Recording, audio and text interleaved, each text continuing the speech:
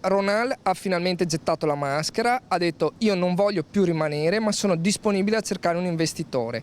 Ronald getta la spugna, le intenzioni di vendere Speedline si sono chiarite definitivamente nelle ultime trattative a Roma. A Tabina sono iniziate le assemblee dei lavoratori che i sindacati FIM e FIOM hanno organizzato per la discussione inerente alla vendita delle società. Abbiamo chiesto, uno, come avviene il processo di ricerca dell'investitore, quindi nomina advisor, attraverso il Ministero dello Sviluppo Economico e garanzie della Regione, mappatura del processo di ricerca, ma su cosa, qual è la scatola e cosa tiene dentro quello che andremo a vendere. Abbiamo chiesto che ci siano dentro tutti i brand di alta gamma, quelli che conosciamo, abbiamo chiesto che ci siano garanzie sui brand di Speedline, abbiamo chiesto la possibilità al Ministero che qualora ci sia un investitore in Vitalia sia disponibile ad entrare, e quindi c'è un pacchetto chiaro e ben preciso per chi vuole affacciarsi a questa grande azienda. I sindacati, prima di lasciare il tavolo, hanno voluto altre garanzie, seguire ogni fase della cessione e riconfermare fino all'ultimo lavoratore.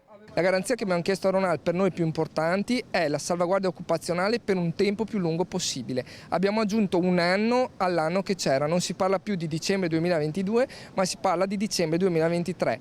Ci sono più di 600 dipendenti in attesa da mesi di risposte sul futuro. Nelle prossime settimane tutto verrà ratificato al Ministero dello Sviluppo con la Regione del Veneto. L'urgenza è proprio quella di individuare un compratore, che si palesi un compratore. Questa fabbrica potrà stare in piedi solo con l'intervento di un nuovo imprenditore che porti altri volumi e altro lavoro. È importante che intanto fino al 31 dicembre del 23 la produzione rimanga assolutamente a Tabina, e speriamo che ci sia qualche imprenditore serio che abbia voglia di investire.